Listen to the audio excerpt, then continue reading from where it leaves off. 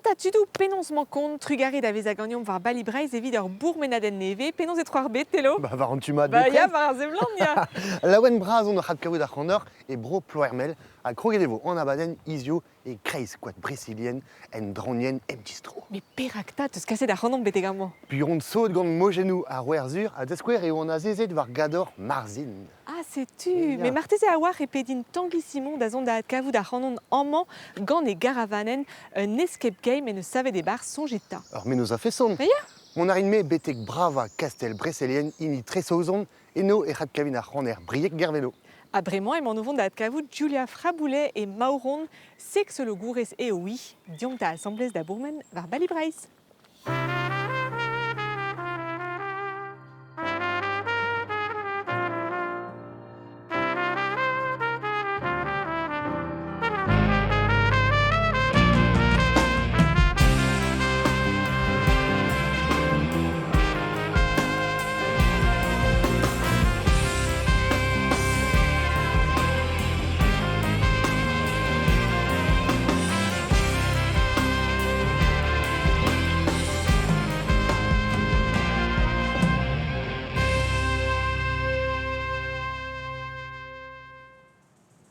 Salut, dit Julia, penonsement compte. Bah, de ma dit, ma tre. Mon araba, dav sagen relez lavaredion pelerman pendant. Azem kichen a len, far stang vidon e moron. Ya, Ar morbihan. amant ma odochom. A man ma do chom, 10 minutes deus an man var droite. Ar vez divezam a oan menem velet pel zo. Ya. Toa betro d'ober a bep seurt micherioù, toa betro da veagie leiz drear bed, dav sagen teus kendalc'het d'ober an draze. Kendalren meus da veaji, bezon bet da veva ur bloavez e bro Armenia. Ya, Hag ezon distroet kalzik da vro Durki. Ya. Dre stol da vro Gurdistan da rede bro ar Gurdet e bro Durki. Me pa oezet meus, a ba oe daou vla. sioulaet an tammik. Ya goude ma zeus bet penaos an tremblement de terre a ze a Ah, ya. reziweza non ket Krenou douar distroet. a ze. Non ket distroet pe gire oa va mignonet de e situation nou diez quoi. Ya, Si tu ya, vois ya, ket ar ya. mare davant da welet aneo. Deus e vraiment staliet nepel deus amant. Et Ya. muel, Ya e muel. sais-tu, evel sexolo gourez. Ya. Petra e ar vicher ze. Neus e ar vicher a zexolo gourez a zo chikour an dud hag o deus kudennou en o vuez sexel pe en o roublat da gaout doareoù e sort d'ober en emzan tout gwelloc'h e barz ar zexelez. Komz dreistol deus an rae pe gire un tabou en ur revredigez setu ez va micher evit tro c'hant tabou un tammik. A penons e seus tu displegai e un tabou justement. Diez e displega an rae. Ya, ye. Donc ket so kilo gourez, met dans zon neus ket pel tre e krogomp da gomz diwar ben an drae, pe gire... Essor. Ya, essor. Ya, ya. Ar sujet d'ave gwelet kalz ar mediaioù a gal, Setu. me ne ket en un doare, penaos lavar fen... Inienel marteze. Ya, setu inienel. Da la rede eus kalz a bression war an dut, evit ber mad er gwele, evit ar botre derc'hel e pat pel, evit ar merc'hed, be a feson, evit ma jomo ar goaz ganto, pe traoù Ya, dise. ya, ya. Setu ne ket un doare e l'er an dud en em jilaou. Jilaou to unan, quoi. Ah, ya. A penons e deud dit ar zonj hag ar c'hoant en em lakat var ar vicher ze. Peogwir digustume evel, micher. Digustume, un tammig drezigouez, un tammig pas drezigouez. Ok. Da la rede o ur sujet a oant dede gantan kalz a ba wepel. Da la rede komzen kalzik deus a relation nou gant va mignonezet a deus ar sex ganto. Hag e pizin kalz komz eus an drae, hag eo un dra ez evidon, un dra liger, un dra Teus morsebe quoi. kudenn ebet gant komz diwar ben an drae ar sexelez. Lavaroù da rafen, kalz ne betor eget an darnourasa deus an dut. Ok. Ez alvez ket nemeus kudenn ebet, Ya, ya, vez. gwech ebet, evit komz eus an drae, me essor eo vidon Ya, ya, ya, ket evit ya, ya. tudal. Hag ur vignonez oant mo komz, hag mo la redei, setu ur vech c'hoaz gant nin e komzomp deus sexelez. Sais-tu. Daou jedin bezañ sexolo gourez, me Ya. lavaroù da ranze evit farsal. Hag e seul ouzin, hag e lar din, ya, Mais c'est juste. A neuze. a neuze, Elles ont chômé d'un temps que stoned, qui sait Ja. quoi, que on bah si yuzud, bah ya juste. Ja. A neuze meus kroget, bah da zelet war internet, da stagan e oa stumadurioù, skolioù evida an dud gour, quoi. Hag setu, vel se... A goudet vetek pen ar menos. Hag ez on evet vetek pen ar menos, mais ne ket e churoaz. Ne ket echu. E chumeus gant ar sexologouriez, Ja.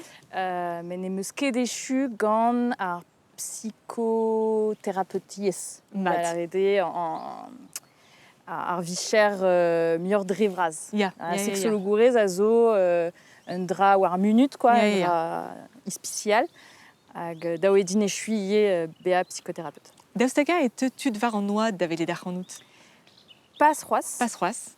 ne ket c'hoar vezet, mais ma teufe dud war an oad, evidon ne janch ket kalstra. Non. Peogwir ne gomzer ket kalz deus sexelez ar e goz a kousgoude e zeus duty. Setu ur gelaouadenn a oa bekret daou vlaso gant Chloé Tempero.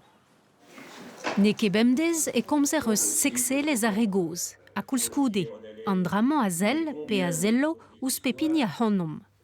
Daoust d'an temman be a tabou eo deuet un anterkant bennak a dud da gelaou prezegen ar sexologour Gérard Ribs e Penbach. Paouz yaouank eo kontant d'avant a tao a buan gant ur plar, evel just, per vaouez bennak, met pao kouz, ne ket memes tra a vecho memes poan geng, me a vecho al eo ar vaouez neus.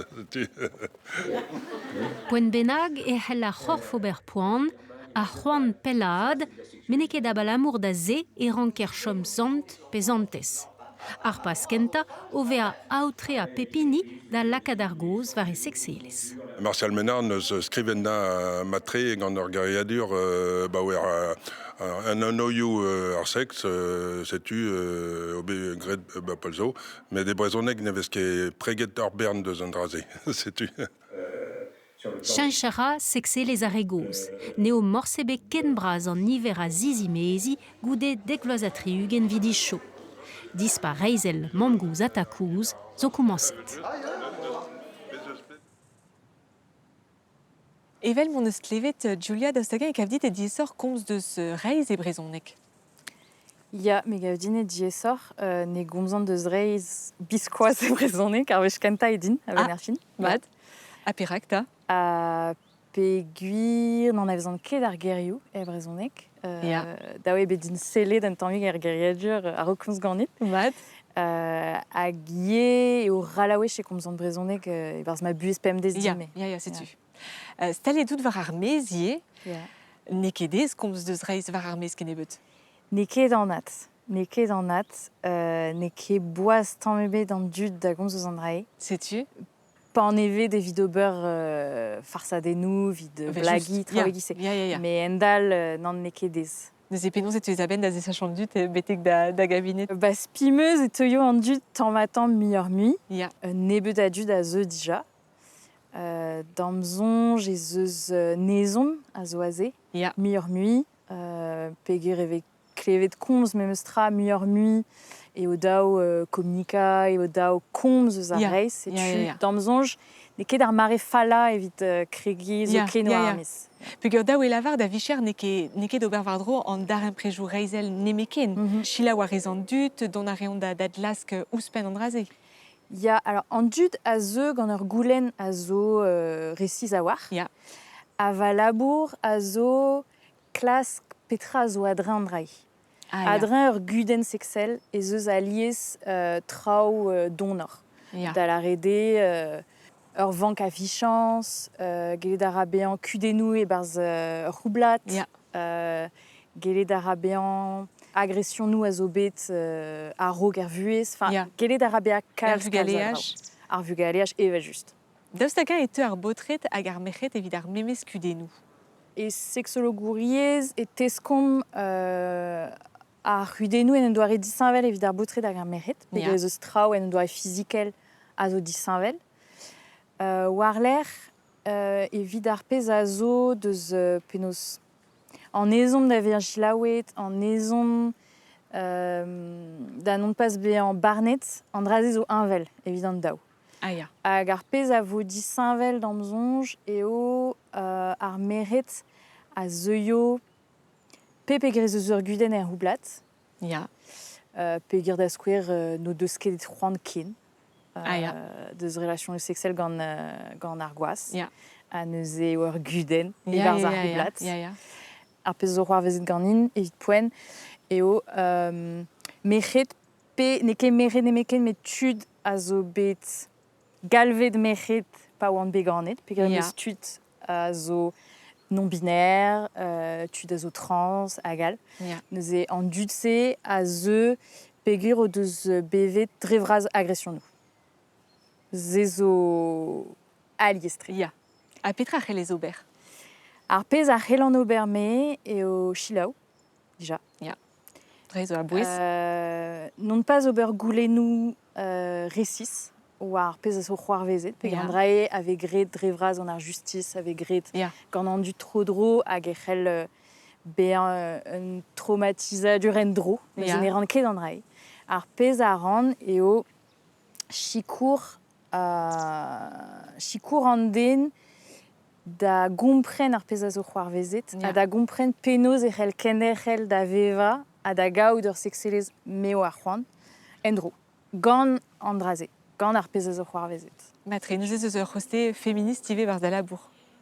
Ya. Enormod. Ya, evidon eo abouestre er sexologouriez kaout ur zel feminist pegur eo evidon liamet pen da ben. Da la rede kalz a gudenou sexel evidon a zo liamet gant ar patriarka. Pegur ne ket an nat evit ar maouezet kompren daoust hag aini da du peninket. Ya. Ne oezon ket o unan Ne, ya. avechou. Hag evit ar goazet kompren petra eo chilaou. Ja. Petra eo kompren egile daoust hag an neus c'hoant peget a kompren zeus trao eo arabat ober. Nous ez chom labour d'ober. Kalz. Évident. Matre, trugar e bras dit Julia da vezadot betegamon da gomz eus da vicher, un tammig digustum, ad kavout a reom bremañ telo, gant e gouviat.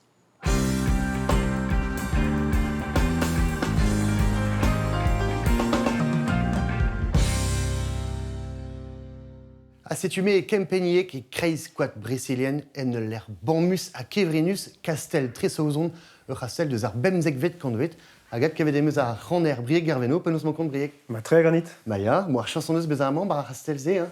Ja. L'er a fait son trop eus bet a zon amant déjà. Morse bars. Ja. Bet on bet meur avech da bourmen tro-dro da hastel, mais morse oan bet e bars, pegur ben a fin nevez so zeus tu mon e bars. Setu pas dans non e c'heller don amant. Ja. Hag sensé d'amant l'er satananzet, l'er kevrinus, bezo bet lazadegou, muntrou, Ja. a bezo un istor, in tron ven tresaozon, hag a zo ur plach yaouang, a zo bet lachet, a douaret zo ken hen beo, pa oio vont da zimezi. Ok. Aha. Ser traoù da skouer ser tistorioù a c'hell reidid awen evit skriva kon awenou. Non ket bet marteze pa oan yo encore, ya par en metal on... Black metal. Ya, black metal on... awenet gant ser trao, bremañ ne betor, mais... Halbea. Puis en damzo, je pas skrivet d'ur gant awen diwar ben ur vojen, Marie Vorgand gwechal. Ah, ya, gure. Dre zo koz. Ya, dre zo koz, ya. Ya. Ya da darhoulse damzon vijen bet awenet Ya. sur war gant ser tistorioù. Ah, bremañ, moud o labourad vid ur bladen neve. Setu, ar bladen a zo bet en rolet e broskadi mis c'hoevr ar tremenet a he, hag a deuio mez blaz o ton, mis ebrel war anket an deiziat c'hoaz fit poen, hag an vede an noz a vo. An noz a vo. A perak peus dibabet un roller bladen se euskadi. Ba pegur ze meus ur bern mignonet eno, hag mignonet ur strolat zo brudet da war eno, hag penaos breur an tambouliner neus savet ur studio a bo en ebet blavechou a he, hag tambouliner ar strolat Félix neus laret din, chilaou me breur a he Johannes neus savet ur studio, hag un blij fedit ton an deiz bennak da en Roland, hag neus laret ya per raket. Ok. Da la peus labouret gant tud broskadi, evit en roller. Ya, pegur ar produer a zo skarat, hag bezouz ie penaos mehet zo de zeni kerden a he, Ya.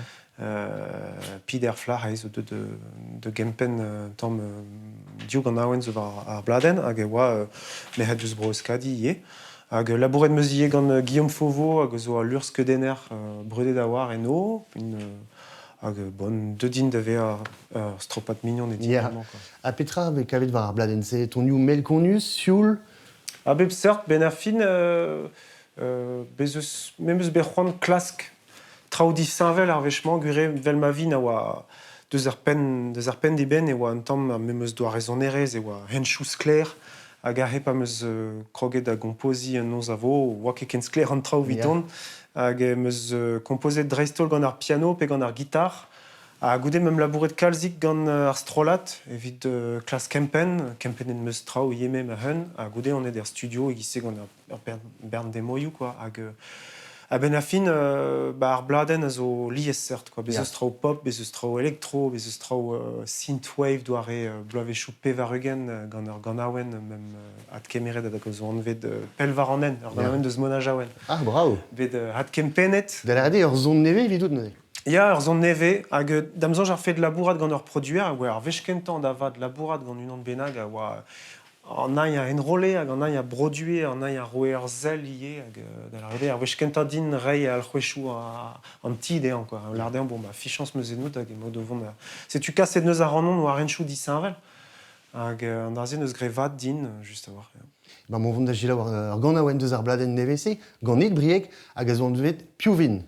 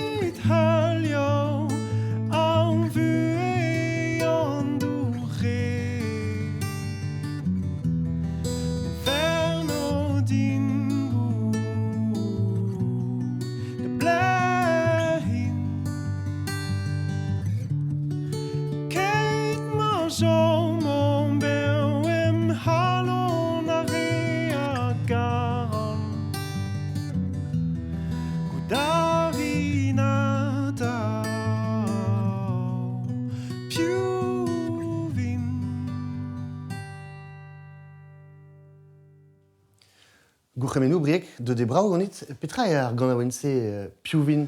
Alors gant aouen skrivet ganin liamet gant nistor peurvian ar pez a skrivan a zo liamet gant trao a vevan Ya. a wechou ket, wechou e trao iginet ie. Hag are moa lenne del leor a deus Jon Kalman Stephenson a zo an vet asta hag ar gant aouen zo ar meskaj gant etre istor al leor a istor a asta hag un istor personnel si tu veux. T'as dit comme ça, kalz de 40 par ar ganawen. Ja, kom zet vet deus 40 ja. Barz ar bladen zo troet kalzik war ar 40 Ja. Me 40 an dud, 40 an bugale, 40 ar mignonne da gal, quoi. Hag perak tap ur gwechal e oa kentor kanawenou du, mel konus, aie peus ur sentiment kentor positivel, mar ar vue? Ja, non, mais pot positiv elon. Drevraz, me gire ar zonerez a drevraz a zervichie vid esterel trao hag da meuzonj a tao meus gret trao a oa mar tre tinval, mais bichketin l'arret tinval, mar tije oa muur romantel, Ja. mais trao barzoneg ou 40 meus begret dija, enfin da square ar gant aouen beoù da tao ar bladen ar betloz a oa un istor 40 ie fin. A tao meus skrivet trao e gise tre darm prejou an du da gal, setu. Ne ket un dra nevez, mais damzonj ar blanet nevez a zo muur pop a muur troet var trao positivel. A petra e an die sa skriva ar zonerez, pe skriva ar pozio. Bah évident ar naissance ar zonerez Ja. hag ar startan a zo ar pochou, quoi. A ze la kant muur a amzer. Setu al klas 40 len evit boeta. Dre al leurioù e te aouen? Ja. A ze evit ar bladenze kalzik dre al leurioù. Hag bezo sonerienal var ar bladen peus laret, piou ve kavet tu deus ar vro meustra, tu deus breiz. Ja, benafin e don e breuskadi gant sonerien deus breiz, bez eus Stéphane Keruel hag a zon Ja. dija ganin, Camille Goelaen hag a zo Moundrag Ja. hag zon ganin ie hag ar org piano, bez eus Faustino Debert a zo deud ie d'ober bass hag synthé, a Nicolas Hild a zo deud d'ober tamboulinou, puis war ar bladen o ton e vo tamboulinou endro, hag bez eus Baya El Bacha ie a zo deud da zeni, hag trao a zo bet kinklet ie gant Johannes Buff. Ja. Labour skipai ebet, davat. On dre zo pli just labourade skipai. Ja, hag ouspenn e zigas trao nevez, trao michek e kredet or, martre, Ja. hag trao, trao disinvel, quoi. Briek, dre me maman e kreiz quat brésilien, Ja. me fe c'hont gouzout marteze penoz en em gavet amant mogenou ar werzur e breiz vihan, e mon viouan denez o vont da respond d'ar goulenou. Arzur, Marzin, Tintagel, Camelot, Bresselienne, setuaze an oioù a lak an ijin da dridal.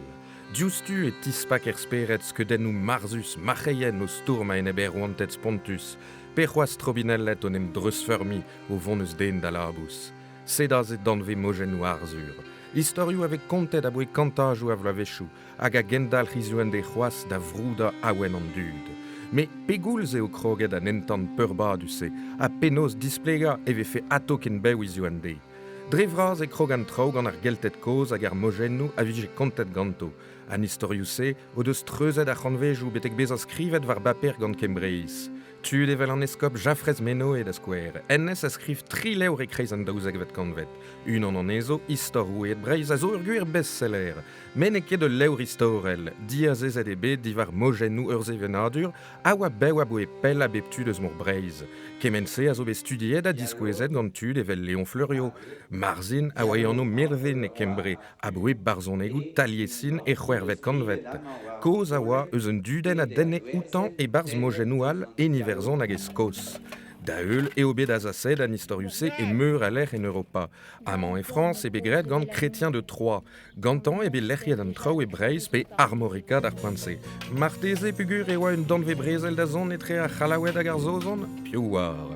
Un dra zo sur e oa an historiouse unan eus perzioù ar zevenadur kelt hag a gendalc'h da vevan izouan de. Dre an istor a lenegez, met dre stol dre ijin an dud. Stu briek e fin ar miz a emou devant da zif en ar vro e Corsica. Pete an aferze? Benafin, on bet dibabet evit reprezenti breiz e liet international e Bastia d'an daou war nugen a viz du a he. Petra e liet international. Sort Exactement. Eurovision Ja. felom lar. Ja, gant ur bern poblou deus Europa. Ja. Deus ket ar gwir kant a e soznek, Dawe kona gant Yezu minorel. Ya, ar lewen Stéphane a gounet de glaso, déjà. On va digoret ur bern d'or youdei, ben Mais ya. a peger oaret da pez neus kontedin e oaret da zeni e brospagne hag jonge din e stado inornet, ie. Sort d'ar voudou, a zo plijus vidou kaout tamik goulou var ar pezarez hag var ar brezhoneg ben a fin. Ba ya, ret e kemer ar pez a teu, a dir c'hortoz eo ben a Ya. fin. Peger laken meus marano gise, laken moa marano dija meur ave jonge din hag gochozo ne oui erket, ka bez eus ur gant aouen hag kemer evez an dut. Pezo a badenou son erez vel se an devez mat, vel The Voice petra mousse. Ya. Petra zonjet de sortrao. Men on ket zot gant seurtrao. Non. Blij ket din. A mez o bet kontaktet meur avech gant, j'en din oa The Voice. Ya. Nain houlet ganin dont de gemer pers baz an abaden hag eus nachet hag o doa laret din, me ge deus man o vont da be an dit an tren ma hag evi hag atav meus nachet ober seurtrao. Perak. Me pugur meus ket me vlas ba seurtrao, me ket gret 8 ans, me meus ket deom deus an drare. Non. A meus ket c'hoant, zezo, ja, blij ket din. Non, bah, gur zo gonet. Ya. Bez eus plaz vidrewal, hein. Ya.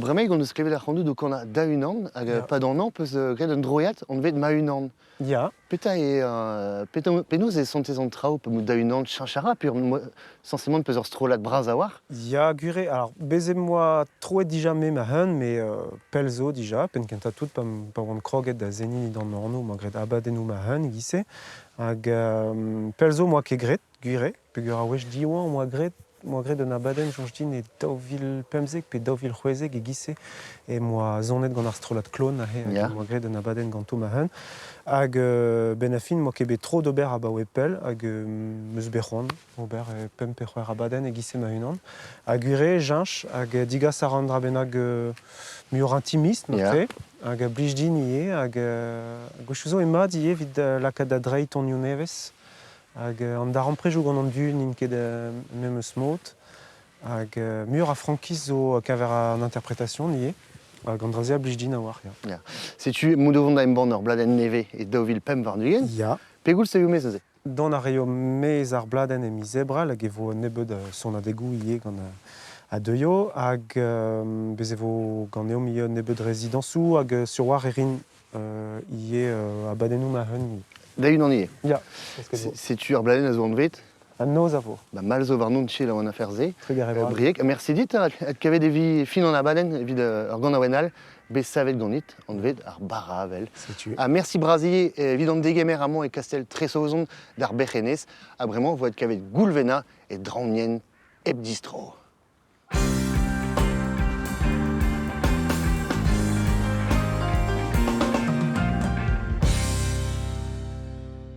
Salut dit Tanguy, penons ma kon. Mon aramad a ganes. Mon a mat kenan, a zeom staliet brau, en Ja. draounien eb distro, vargumun pempon, A din dan an eol. a din dan an eol ouspen. Mane faziant ket ou te podcast el Paul, Ya, gure. penons ta ou des rues der vroman.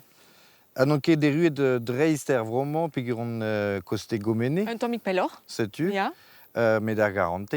Ah, c'est C'est tu. tu. Hag en em staliet da vad a da viken. A davad a da viken dam zonje. C'est tu. Neuze irio neus ket deud da unan, de dout gant Ar garavanen, ar Ah. gabanen, ar gabanen, ar garavanen, un C'est tu. escape game. setu. Petra ese un escape game. Tu ve fe lare de brezhoneg ur c'hoari a chap, ar pal a zo mon e barz a kavout an tud a vont mez, setu. Ya. Rede diskoulma neun beud divinatezo, Ya. digori kanaiou, digori dorioù, furchal e pepler vid kavout traoù a zo squashet mad. E kivrinus kenan eo andraze. Ya, Niz o vont azelet dustu ur bartien em eus gret tuchantik assemblez gant avel a Johan, selit. ok, go.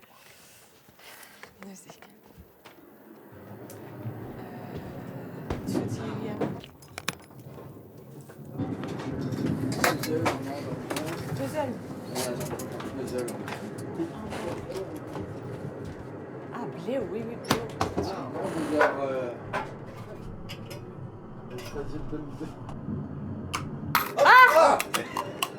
Eus ur pez moni amañ. Agamon, il va. Ren a galar pechou moni Ah. Kav d'an tu da font cuit, hein. En acier doux. Ah, mais dans Copenhague. Ah, Untuk Chico, Petra ici. un trauma. Maman. Oh là là là là. Eh, Un moment. Non, Un moment. Ah bon? Il est. Ah, Mais, voilà. Niket? non, et Ja, moi. ah. C'est une des autres tri vraiment? Pevar hag eus ur pempet. Pevar, tri, bem. Ouais, c'est tu as vrai. Ah. Un trip Pevar, c'est Pembar. Seniara. Mais n'est ket begret an hiver en vad, hein. Mais seniara. Non. Dans le sens, je n'ai qu'à lui, il va pelgomsgil. Neus azen on eus ket gwelet peptra evel just met rede don a ben da achap deus ar garavanenze, hein, C'est zenier. un histoire à zo au pourmen mood barz Roajou, Ja. au clask var l'air armionnes à zo et da bourmen d'air ane morse distroet. A zo kollet. À zo collet neke collet des gurionne. Tapé des bed gant ur pot neke Ah, sympa. ok. À setu yes da gerhad nei. Rede savetai Gant nei. da skipai, Ja. a rede savetei nei, hag bezo arneu a glaupul, a doltrum, hag kavout a re ur goudor e barz ur gabanen hag ur pech oa. Au. En or a zer Hag setu. ur Ok. barre de barz. Ok. Neus e te peuzijinet peptra gant da vignonez, Gant senier. gwen, ya. Ok. Igine de neus peptra an istor, tout an divinatezou, savet debet peptra en dia barz gant nom. Bezo a livach, a zo begret gant Achille Bertou. Ur mignon, Ya, setu. matre. A livach a zo brau kenan. Hag a ba oe pel ur saut gant an escape game.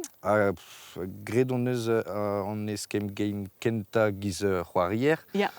daou lasso. Mad. Hag gredon eus an eil daou zevez war l'air peogwir e blije kalz deom. Matre. Hag war l'air on eus divize d'ober unan om un peogwir e blije kalz deom hag kavout a reom c'hoari dispar met d'un tamm ker a setu e fote deom kroui c'hoari avait fait Mahamator vidant dud o defer c'hoant d'izoloi. Peogwir Ok. d'izoloi Ya, ur ya, ya. c'hoari Ya, pa ya. ve goulennet kan euro digonit. A zo un tamm ker. Ya. A daini a zo maramator. Daougen euro bar ger, Ya. vid ur skipa il etre daou a pem c'hoarier, hag pa yom var an ent e anterkan euro ar bartien. Tu zo c'hoari d'alle 6 bla, mais redebe a gant tud gour me mestra. Ya. Muur a dud gour peogwir zeus traoù luziet un tamm vid bugal e vian. Ya, a rede kaout ur speret lem. Ya, Un tammik. un tammik. Me chikour on eus. Ya, vel just. Ya, setu. Bezo ur skram en diabarz, kameraioù, Ya. ni a zo kuzet adrin ar gabanen, Matre. a gwelet a reom peptra, klevout a reom peptra, a tu zo diom reiñ chikour en ur degas pe pochou, skridou, pe neue fotoioù war ar skram. A lot n'in ket da ben da zon ar mez? Plijou da dom lakaat an ol dud da vont mez. Me mestra, neus Ya. ket tu chom barre de barz. Non, evel just. Mad. Bon, nepel deus amant ez eus l'air gwestlet da c'hoarioù pen da ben a zo an vet les voyageurs. Klevet eus an nou dija? Ne meus ket. Ah ben l'air da zijoloi. Ah ba, plijou din damzon. Eh ben damzon jie, e man diustu yo an denez hag a blij kalz de an c'hoariie o vont da ziskouezion ma lerman. Var grez kemañ al lerc'hioù a ginnig c'hoarioù. E c'herioù e veler muioc'h mui tavarnioù c'hoari o kemer ar plas a oa gwechal gant ar billarz pe ar babifout. E monteneg just e kichen peulvannioù ar mirva naturel a nepel eus ploer mael, e man staliad ostaleri ar voyageur, digoret e bed e daouvil naou. Amañ e c'heller kousket en unan eus an neunnek kambr kinniget gant an ostaleri. Met treistol e teuer evit c'hoari. Ar voyageur a ginnig muioc'h egit eiz gant c'hoari disañvil d'ar pratikoù. Lod ave c'hoariad en diavez, lod al en diabarz, lod a zo e koad, lod al e kartons, lod a zo en goudel, lod al nev e flam. Ma zo e c'hoari a blij d'ur forz pegemen ez eus chansou braz e vo kavet an. Maurice Busson a zo deud da c'hoari gant e ver Alice, plijou da radez an don amañ. Me zo chom e plouermel, me ye dio wech amañ, e pa ez ean, eo evit et ar bugale, evit ar mignonnet, matre eo. Plus just eo evit ar bugale, amañ, tout an dut zo o roari assemblez. Ur bernstrolajou a zeu beteg ar voyageur. Devez ar filma, e oa deuet unan evit mont da eulia ur valeadenn gonted mirva naturel la skouer. Adre vraz e plijkal sort lerc'hioù da nembregerechou. Amañ e c'hellon lakad an implijidi da labourad astrol da veza kengred. Iziou an deiz e vez komzet deus team building gav din. Digor eo ostaleri ar voyageur a ed ar bloaz nemet emiz genver. Emañ bepred en draounien eb distro gantan givit komz eus an escape game a zo bet savet gantan pendaben, gant evit nonez, Gwen. Piou e ar c'hoarierien a zeu d'ober partienou e vese?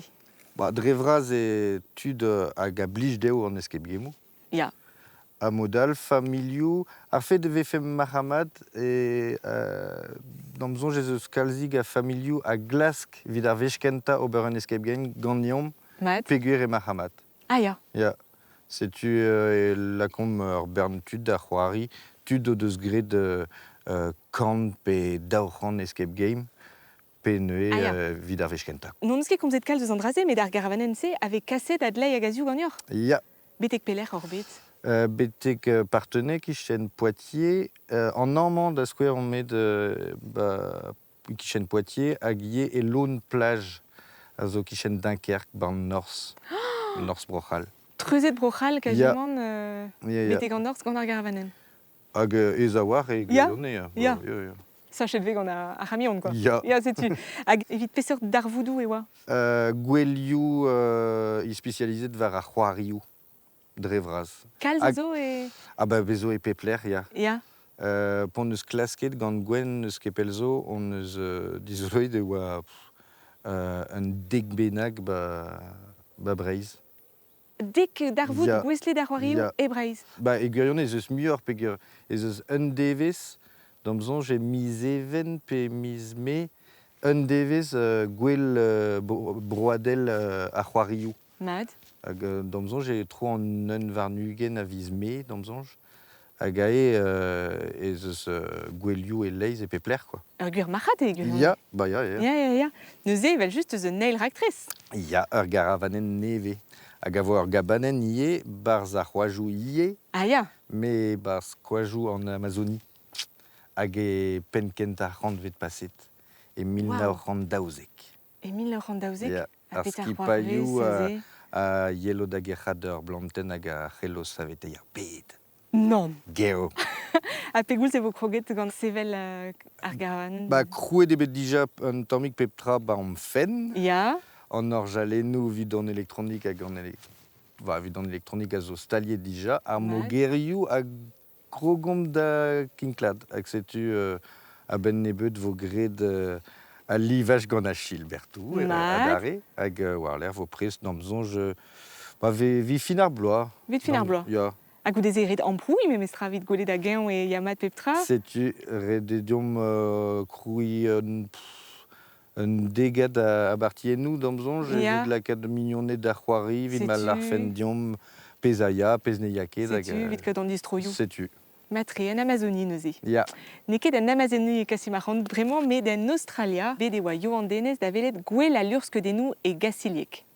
Abaoe ugelloa e gaziliek ur geriadennig etre ploer melare edon eo luskad an an gant ur gwell lurskeudennoù. Don a ra kalstud da veladenni ar panelloù bras staliad e strej ou striz a c'heisker. Deux doa 300.000 e daouvil trivarnugen da skouer. Ar bleuman eo pevarzek diskouezat eg disinvel a c'heller dijolei a beptu eus ar steraou. Liez seurt eo an temmoù kemen hag a lerc'hioù hag an arzorien. Evit ar bleuman eo bet dibabet gant ar gwell lakad Australia en arog. Menez oulourou hag an dezer se kreiz ar vro, an tropelladoù chatal bras diven gant ur blaz western, kangourouet, emouet, me kouala e bet en un doare souezus. Australia a zo ive ur vro gant un istor luziet, dreistol evit pez a zel eus an aborigenet pe gwirvoidi. Deuet e gwendaldenez d'ober un dro e gaziliek ar bleuman, pugur e an avez mad Australia. Bet on bet pidir gwech, ma me sonj mat, hag mon a ran dreistol va ro da a c'heiste ar su a dlaid pugur e aze ma o chom ma mer. Hag an diskouezad egaman a zo guirinvel ya braoe, hag diskouez a ra memestra guirvoud ar bobl en vroad pe an aborigenet e gizve lavart, hag a zo bet memestra gwall gasset. aed au buezio duon.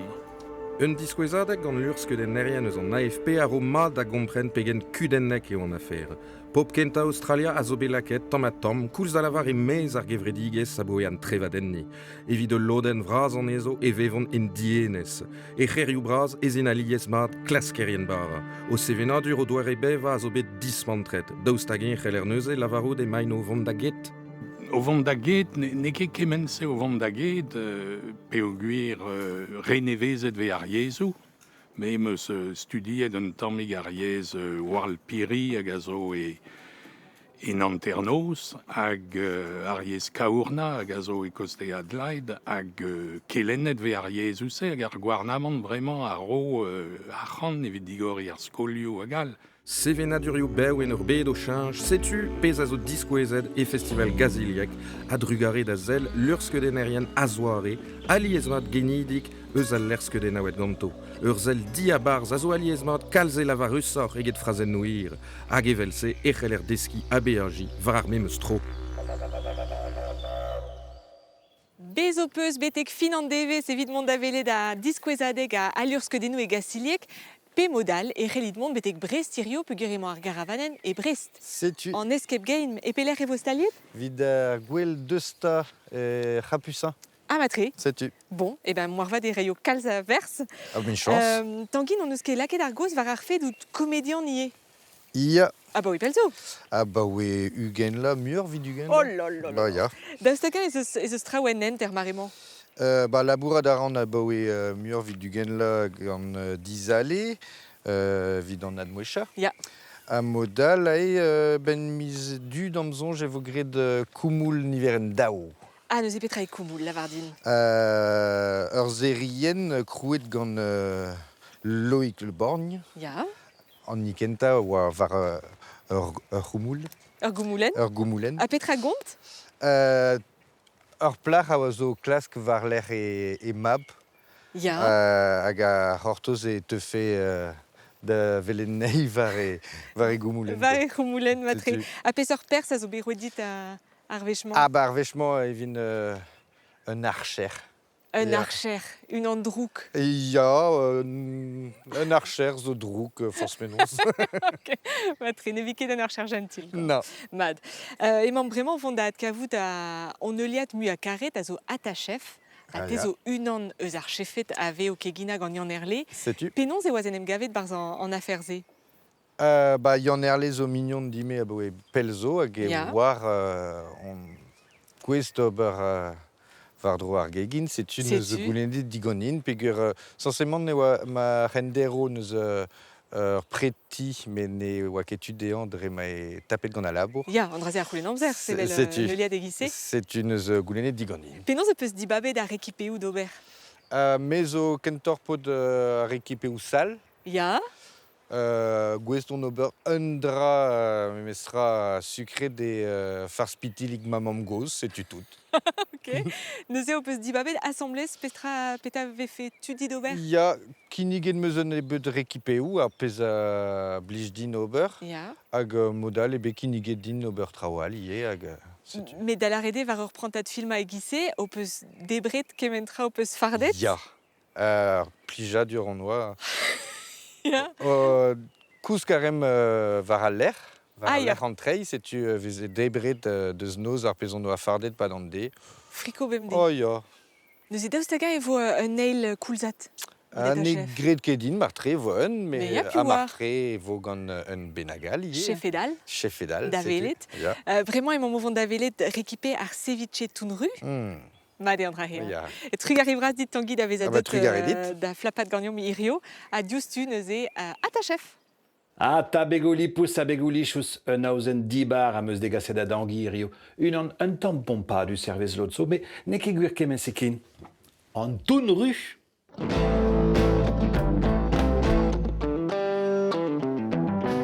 Ah, ta chef, penonzien trao. Salut Yann Erle, mat kenan ganez? Matre, bon. Petra ra dit kegina an toun ru. Un drug ar da genta vid ar genou, hag an assurance da gontanti marc'hou vidi da eil.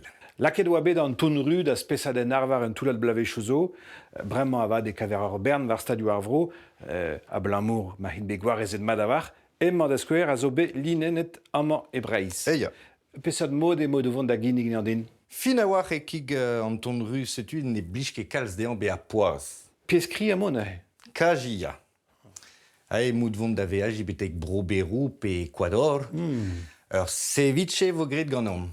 Matre. Setu vid ur ceviche e vo em ton ru, da just. Citrons pe gere ze a boaz o an ton ru. Piment kombava a ur sort citrons deus a Réunion. Ok. Pep rose, olen, gingembre, a gwarler e fin vo laket un tamm citrons melen, oignon ru a korian. Da gentapen vo kroget gant an ilien. Ok. A emout vont da bila ar pep rose gant un tamm igolen, lakat a ran un tamm olen. Setu. Ja, ur meudad de lipouz a war, quoi. Ok. Ya setu. On vont da ten a krochen ar gingembre, gant ul lo, ave just. Hag a lakin barz ie.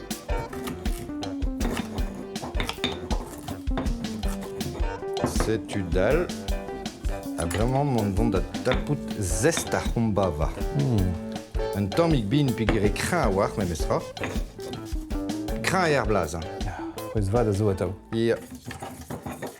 War l'air vo laket un anter piment. En eus ur piment kreñ. Kreñ a war setu vo laket un anter ini.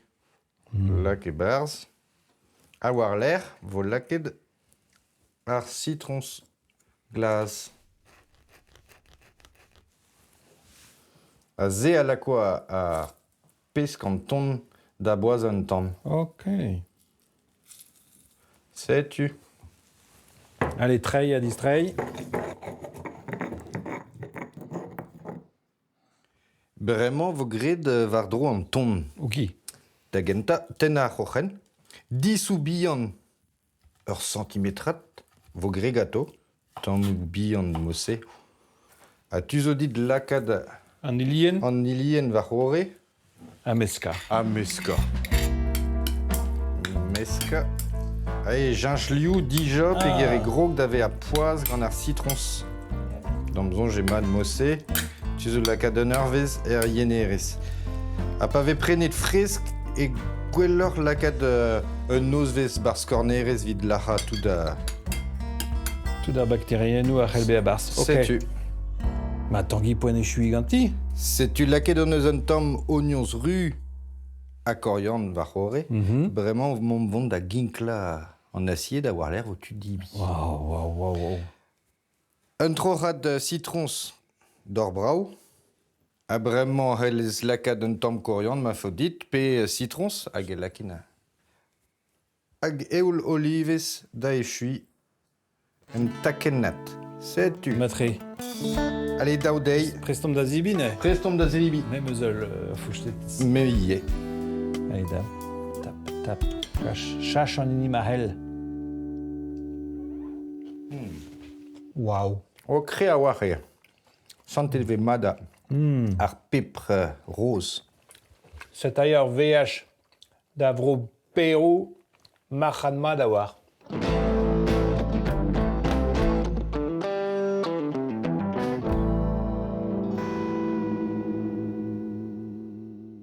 Bremañ e diorc'houid ar c'hoari tudou evit kegin a er ger ar ceviche toun ru. Hopala. Dizon jet demeus lavar e deoc'h e pelec'h kavout an titourou evit mont ar c'hoari barz Escape Game Tanguy, daouet ur mont var ar rouedat a lakat Escape the Caravan. Ha ne ket kegina meus ran ober bremañ goulena me c'hoari Ah ba ya. escape game pel gant an dam mignonnet a daoudei. Setu daouet furchal pepler. Trugare vid Et dalioù fur, pepler. force penoz e vin trer. A bremañ vo kleuze dans la baleine gant son erez. Gant brieg gerveno moar Ya vat. ad kavet vo brieg gerveno e kastel tresaozon gant ur ganaouen beskrivet gantan an vet ar baravel. Poko trouz tudou. Kelavo. Kelavo.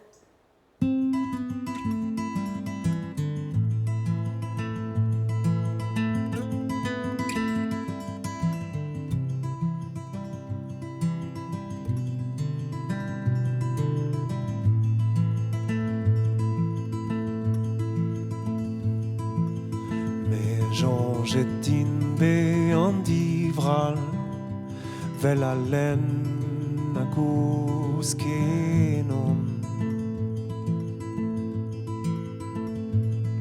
Badøa som deg som navel Das tek jo som nå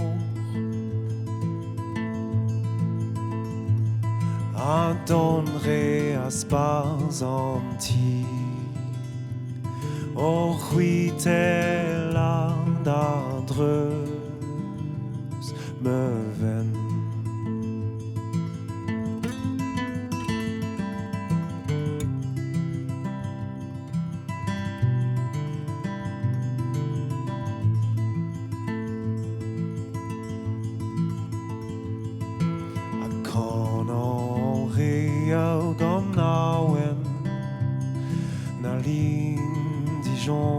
Jalpiken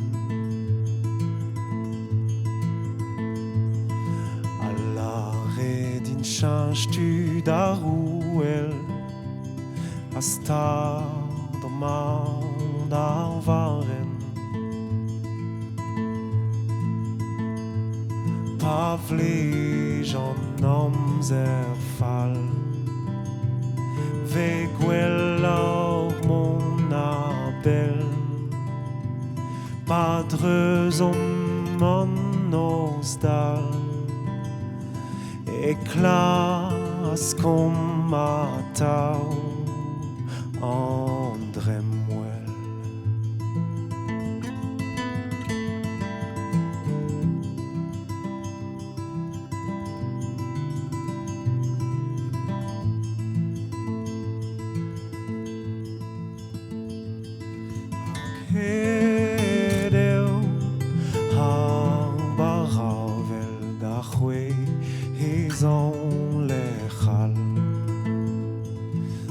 Juezon lechal Reitin diu askel Egizon homzer gwejal Egizon homzer gwejal Egizon homzer